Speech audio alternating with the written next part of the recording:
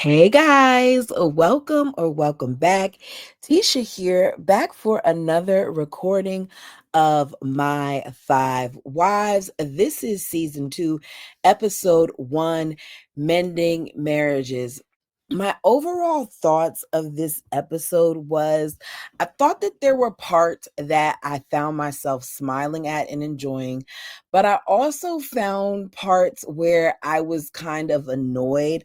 I'm not sure how I'm going to feel about this whole Noni trying to have a baby storyline, just because I feel like for you to sit there and say to us that you have not conceived yet and you're struggling with conceiving without us knowing how long you've been trying, I find it hard to relate to you. And I could be reaching here, but I also feel like it can be insulting to people who have actually tried for years and who haven't had success. When in this instance, it's probably been a matter of months of Noni trying. And I just don't feel like this should be a storyline, but I have a feeling it's going to be. So forgive me if I seem like detached from it. It's just, yeah, it's not rubbing me right. Anyways, go ahead and do me a favor, hit the like button, and let's jump into season 2. So it's summertime. Rosemary is enjoying the time with the kids now that both the kids and herself are out of school. It gives her more time to be present. Robin is also currently not attending school, so she's using her spare time to write a book. She has a journal with several entries, and it seems like out of that journal, she's making a book. Rhonda is feeling great, but we find out that she needs to have some additional follow up done in terms of a mammogram, which she's nervous about. I wish that Rhonda would have gotten her calcifications, if she could have, removed. I don't know what the whole story is behind that, but last season we were told that it was the desire of one of her doctors for her to have those lumps removed. And I would think that given how much they're going to have to monitor this situation, that if I were in her shoes, which I'm not, I completely understand that. If I were in her shoes, I just want them to go ahead and take it out, just because I think it would be something that was constantly stressing me out or I was focused on. So hopefully they can do something about this situation to make it helpful for her, because we know, at least studies have shown, that stress does not help when it comes to your susceptibility, excuse me, to cancer. Like, they correlate that amongst other things to it. So Paulie has let us know that for her, she's doing good, that she and Brady are about to come up on their 23rd wedding anniversary. And given the way that things are now, a lot more of her children are leaving the home, which gives her a lot more time, to kind of, focus on herself. I also think that she's happier because it seems like her oldest daughter, I believe her name is Carly, correct me if I'm wrong, but her oldest daughter has come back home, because she even gets a phone call from her daughter, and her daughter's like, "Mom, I'd love for you guys to come over and see what, the place looks like," which would imply that she's close enough that she could just pick up and do that. So let's get Noni out the way. Noni is talking about this baby for majority of the episode. She's taking a pregnancy test. That pregnancy test reveals she's not pregnant. She is understandably disappointed in it because she wants to have a baby. So she's sitting on Brady's lap as she tells him that she's getting nervous because it hasn't happened yet and it's worrying her. And she wonders if maybe it's not meant for her to have children anymore. He was looking at her and he's like, yeah, I hear what you're saying, but we haven't even been trying that long. So I don't really feel like that should be a concern right now. He doesn't think they need to be worried about it. But Noni is worried because things are taking longer for her than they have in the past. And she's 35. I understand that according to doctors, 35 is considered high risk. I know a lot of us have heard that before. Some people will even call it a geriatric pregnancy. I don't understand how after 35, which to me is young, it's considered geriatric. But let's be clear here. It just means that they're going to monitor you more and that there may be some, difficulties. given her history and her being able to have other children, I think that it's going to happen, just, maybe in a different time. If you're above that age and you want to have kids, don't think that it means you can't have kids. I have friends that, are in their 40s that have had children. I know people who started late, what I would consider late, because I wanted to get it out the way, which is one of the reasons why I wanted more kids. But now at my age, I'm good. I'm 40, and yeah, it's not for me. Not saying it's not for you. It's not for me. But I know people who have had kids later on in their age because maybe they had career first, or maybe because they wanted to wait until they were married and things of that nature. So it's not impossible. I just heard her say 35, and I'm like, girl, no, you're just getting started. Like, that's not old. But then that also has to do probably with the way that she was brought up into thinking that she's old, just because a lot of things happen to these women when they are a lot younger. Also, one of the things that I don't think she's considering is, whether she openly admitted it or not, you more than likely were on some form of birth control. And depending on what it was, sometimes it takes a little bit longer for those things to get out of your system. So just, be patient, Noni. So Brady points out that he's never had trouble in that department when it comes to creating kids. And all he's had to do was look at a wife and she got pregnant. It's his way of kind of like lessening the tension. So we later see Rhonda ask Noni if she's pregnant. Noni says she's not. She would have told them by now. But she also is worried because she feels like she's just getting too old, because it's never taken, this much effort or this much time in the past. Rhonda mentions, maybe it's your cycle and stuff, bodies change, which they do. Your body changes over time. Noni says, I just don't want to feel like I have to force it to happen, but there is this thought that maybe something's wrong with me. So Rhonda offers her some suggestions, like checking her temperature and tracking her ovulation, and going to the store to get that test kit that will show you when you're ovulated, because there may be times where you feel like you're ovulating and you may not know it. Me personally, I have no clue when I'm ovulating unless my app tells me, and who's to say whether the app is right or not. I know that there are people. I have a friend, my best friend, she could tell you when she's ovulating. It's the craziest thing, but she feels things in her body that I don't feel. Like, she'll describe it to me. I'm like, nah, I can't feel that. So, to each his own. It's different for different people. Noni feels like it's a little embarrassing that she would have to go and get that. And she just questions whether there's something she should do, or she should let it just naturally take course, because they are taught to let it naturally happen. But she does at some point kind of listen to Rhonda, because we later see her with a calendar as she's trying to track and plan for a baby. We later see Noni and Brady as they lay in the bed and having what I'm calling an uncomfortable talk about making a baby again, because it's just too much pressure. How many times have you heard about people who struggled with fertility, and when they stop trying, then they get pregnant? I feel like a lot of times that we put this pressure on ourselves to get things done, and the universe is going to allow it to happen when it's supposed to happen, if it's supposed to happen. And thank goodness there are also things in place for families that just may need a little extra assistance. So I just feel like she's being too hard on herself. Brady does not want them to plan it out and do all of that stuff and worry about a calendar. For him, he just wants to be able to do it whenever they decide to do it. So we see Brady and the ladies have their weekly adult meeting outside. It is beautiful. If I'm gonna have to sit there and talk, life and family and all those other things, I would love to do it outside with this beautiful greenery, right? So they're going camping as kind of like a family gathering slash a way to celebrate their children that graduated this year. This is when we find out that they had 3 kids that graduated from high school.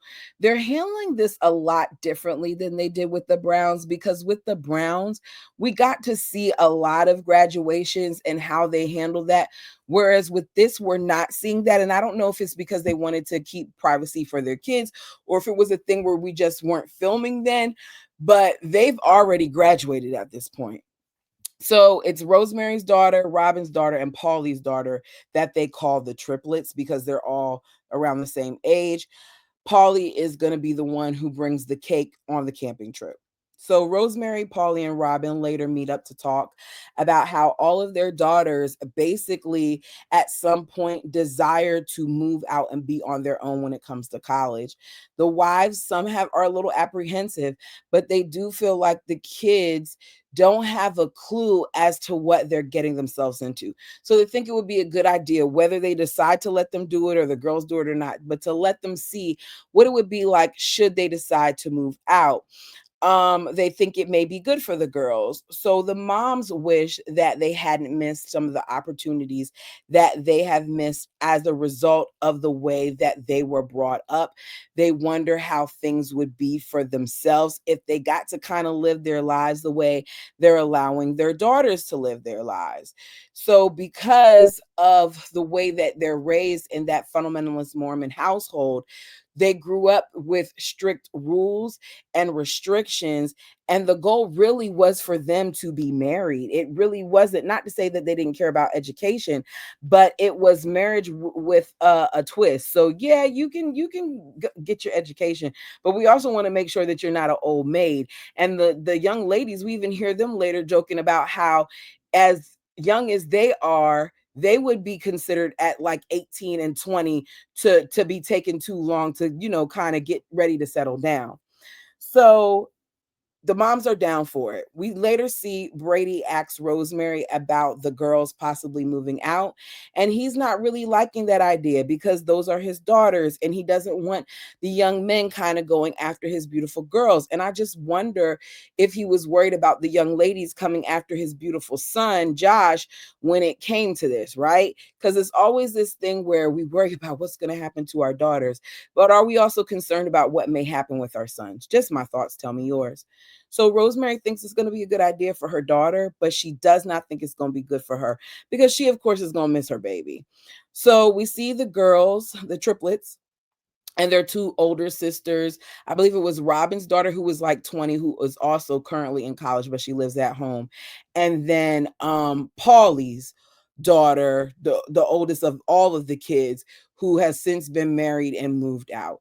So they're going to look at apartments, and they begin with university housing. The good part of this place is it's fully furnished. um they have a curfew though. Opposite sex has to be out by midnight on weekends and 1:30 on Fridays. That makes me wonder if opposite sex has to be out. I'm scared, sorry, not weekends, weekdays. It makes me wonder what the weekend thing is like. I remember when I was in school, my dorm was co-ed. The girls were on the even floors and the boys were on the odd floors. And we had that same rule about how they had to be out by 12 o'clock. I think it was 2 on Friday, and you can have overnight visits on the weekends. But it had to be a thing where your roommate was okay with it. And I remember, man, y'all, so many people broke those rules. Security would come and do a check. And it's not like, because you do have people who are asleep at 12 o'clock, it's not like they're going to be like, oh, open up your door so I can check your room. It'd be a thing where they come in, if they hear noise or something, or like male's voices or something, you have to open up the room if they ask you to open up the room. But it was so many people breaking the rules, so I wonder what that would look like there, right? As far as opposite sex goes, they're only allowed to stay in the living room area or the kitchen. They cannot enter the bathroom or bedroom. Interesting that they said bathroom. Maybe I would have understood you saying the bedroom, but they said they cannot enter the bathroom or the bedroom unless it's an emergency. And as far as that place, the rent would be between 280 and 290 per person. It has a lot of rules, they said, one of which is no alcohol, another which is no caffeinated beverages. And when I heard these rules, it made me wonder if this is BYU, if that's the university that they're attending. If you know it, put it down below. So they leave there and they go to look at a 3-bedroom house. I did not quite catch how much this home was going to be. If you caught it, let me know. But as they look at this place, even though they'll have to bring in their own furniture and things of that nature, they like it a lot more because they basically have more room to kind of like do their own thing. They can come and go as they please. They can have whoever over they want to have over. They're not concerned about what goes on in that apartment. I mean, in that house that they rent, as long as they're paying their money, basically. Like, you do what you're supposed to do as a tenant, and they'll leave you alone. So they feel like it's much better for them. The girls talk about how it's been so much different for them versus their moms. At this point, a lot of their moms would have been talking about marriage, and none of them seem to want to do the whole polygamous thing. So we're done with that. Let's get to this whole ring situation. Brady knows that he messed up last year, we're told, by making Robin's 20th anniversary ring an afterthought. I personally do not feel like he needed to go and get her a brand new ring. But this isn't my situation. I have to remind myself of that. This is theirs, and he's decided to get his woman a new ring. So this is where we're going with it. He takes her to a jewelry store for a ring. She's trying on different things to see what she would like. He lets us know that the closest he's gotten to being left by someone was by Robin, which makes me wonder what else happened after the camera stopped rolling, or what happened before the cameras, because this isn't just the oh this recently happened thing. They've been having some issues for some time based on what they both say. So he says she may have thought that he seemed indifferent, but it's not true. While Robin says that what she's realizing is that after 20 years, Brady still doesn't get her. She feels like he needs to be more patient with her because it sometimes takes her longer to voice things. And I just want to know, at what point is Robin going to also be accountable for why they are where they are? Because it is a fair assessment to say, like, we're here because Brady doesn't, wasn't considerate of me when it came to that ring thing. But I think it's also fair to say that it took you a really, really long time to finally let Brady know your feelings and your stance on the ring. And then when you did so, you still needed the help of another woman in order to do it. At what point are you going to work on the way that you can communicate and the way that you show up in your marriage? Because after 20 years, I would hope that you're able to go to your person and talk to your person about something that is bothering you or hurting you. Your person is supposed to be a safe place. And you all said that you've married for love. So I would hope that I understand that doctrine and whatever else sometimes messes you up. But for the most part, it seems like Brady is someone who, if you really want to talk to him about something, he's going to listen. Now, he may not react the way you want him to initially, but it looks like he marinated on this a little bit. So, anyways, for me, I think that they've mastered keeping sweet. And because they've mastered keeping sweet, it does a disservice to their marriage, to their relationships, when they can't be honest about the way that they're feeling, because those things just fester and they turn into this situation where Robin is saying that they've had issues all this time and it's caused these other things to arise, when maybe if you would have said how you felt in the beginning, it would be a little bit different. But that's just my thoughts. Tell me yours. So she says that he still doesn't fully understand her sometimes, and that he could be more patient with her. Robin later talks to Rosemary about Brady taking her to the jewelry store. She seems excited. She tells her that she just wanted to talk to her, and she tells us that when it comes to the both of them, her and Rosemary understand each other. She admits that for many years she's tried to be okay with things. That means there are other things that have bothered her. If you're saying for many years, this is about so much more than this ring. And she feels like they're finally getting to a place where they're trying to figure things out.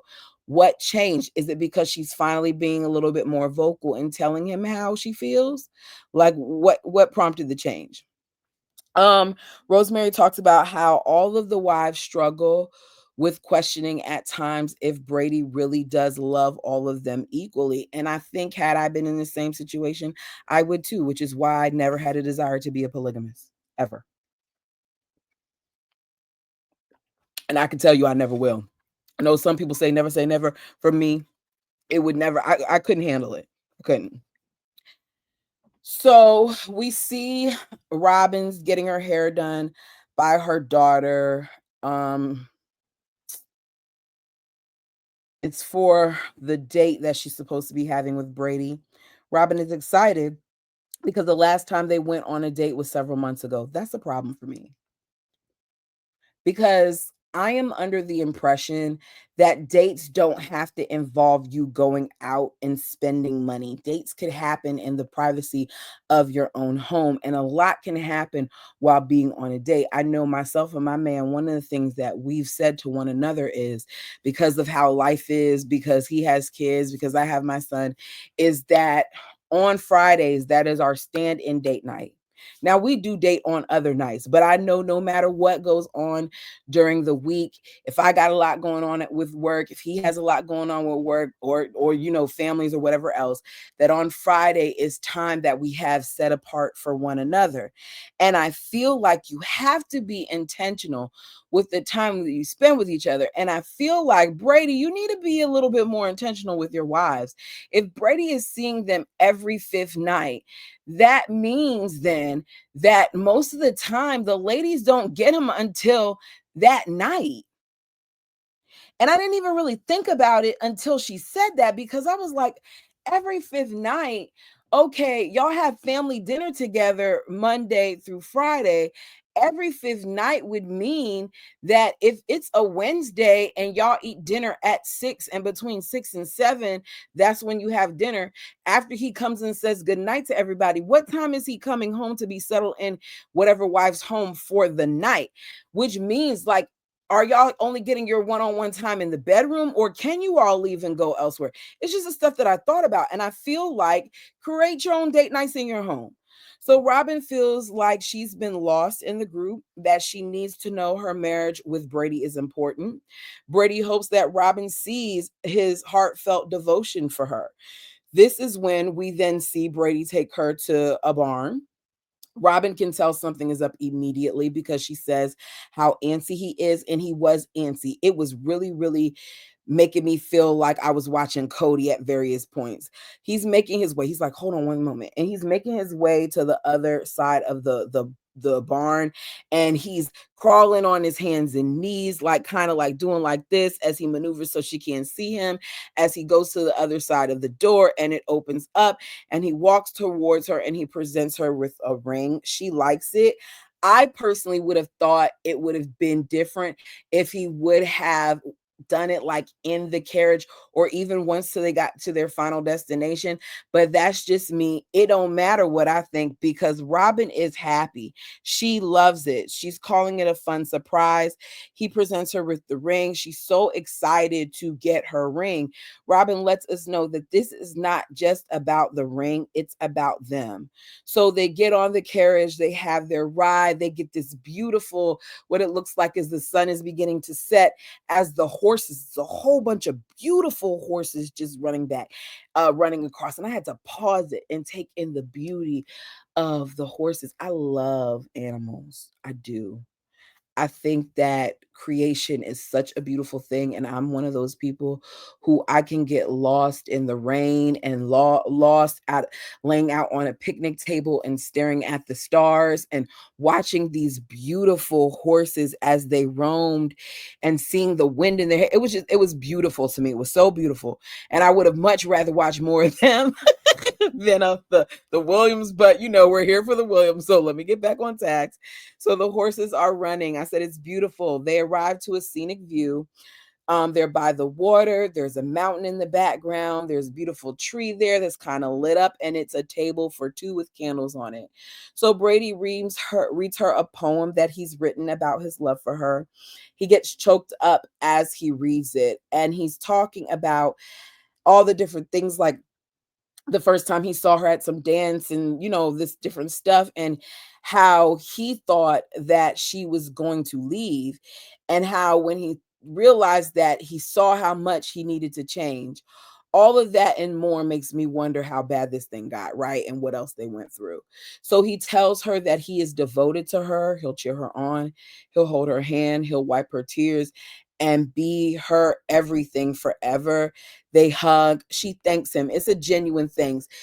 you can tell that even though I questioned whether he needed to give her a new ring or not, that this meant something to her. And I don't know if he welded like something on the other ring to and put the new ring on it, because he did mention that it's welded together. But I couldn't quite understand it. If you know, put it down below. So as they're sitting there, their oldest daughter brings them the champagne. Then their 13-year-old son brings them the main course. Then their 10-year-old son brings them dessert. And as this is happening, I'm like, okay, Brady, you're scoring points here. This is thoughtful because you're bringing your children into this, which means a lot, not just to her, but your kids mean a lot to you as well. So Robin feels that the date has really helped heal something in her and in their relationship, and it's only going to get better from here. Um, End of that, she's home. The other wives come over to see Robin's ring and to hear about her date. She is excited, but she's trying, she says, not to rub it in that she had such an amazing special date with Brady. So she then fills them in about the new barn and the ring and the carriage.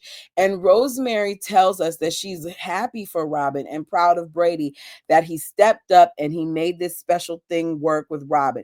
In other words, I'm glad that you got that done because it's my turn after this.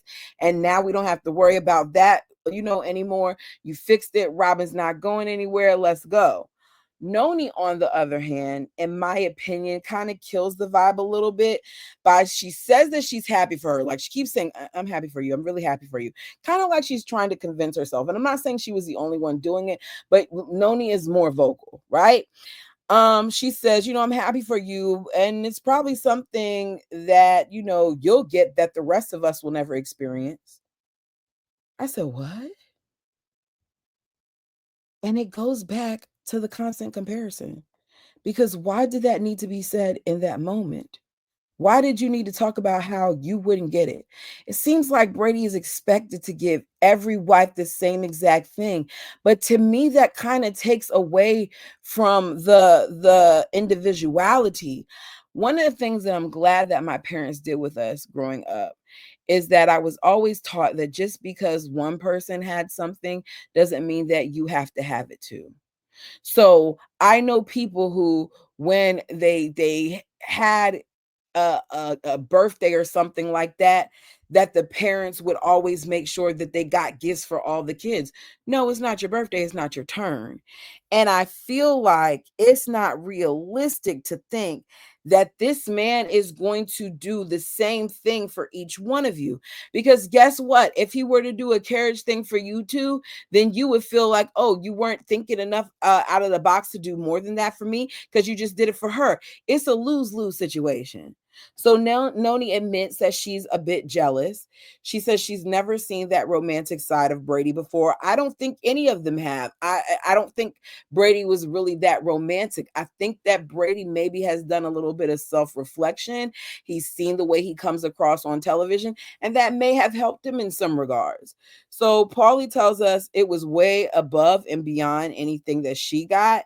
And she adds that maybe, Brady felt like he needed to do that for her because it's something that she needed. So it is good. I'm sure that at some point, Brady's probably gonna hear this from his wives. So, poor Brady, because he can't, like, it's a lose-lose. So we end kind of with the family going camping on their trip. Some of the moms are concerned. Paulie points out how they have a new tent that they haven't even put up before. So it's going to be interesting to see how this goes. They get to the campsite. Brady assigns tasks. The younger kids are responsible for the chairs, setting up the chairs first, and then helping with putting up the tents. So Brady's like, let's get this done so we can have fun. If you have ever gone camping, I told y'all used to go. I want to say we used to go like 4 times a year when I was younger, but we used to always go camping. And the majority of the time we were in tents. With that being said, one of the things that we knew is that the moment that we got to that campground, we were setting it up. Now, we normally had an outline because you're talking about a whole bunch of kids and adults. We normally had an outline of where things would go, how our campsite would look. Okay, the kitchen tent is here. The tent where we're going to be eating is here. These are the boys' tents, units 1 through 4. These are the girls' tents, units 1 through 6. Like however many, groups it was. These are adults are assigned in this and this. Like we had that all mapped out, right? Even in terms of who's going to have kitchen duty and who's responsible for fetching water. Like this was like a well-oiled machine. And you were not to have any fun until that tent was set up. You cannot roam, you cannot explore until we set up camp. So when Brady said that, I was like, "Yep, Brady, you on the right track. Like we got to set this camp up so you can go." So Noni isn't listening to Brady. They're kind of bumping heads a little bit over how to put up this tent. Rosemary is looking at the instructions and she says she kind of has an idea of how it's supposed to be, but she's just gonna leave it be. Like she's learned to pick her battles. She's gonna leave it alone. Noni says, like, putting this tent together basically is kind of a metaphor for their relationship, that everybody does their own thing and hopes that it all comes together. And for this trip, it does, because they're able to put up the tent. The wives and Brady then have all the kids come together. They say kind words for each one of the graduates. They cut the cake and enjoy. They later make s'mores. Love a good s'more. Brady says he just wants to tell all of them how much he loves them and how happy he is to be their father.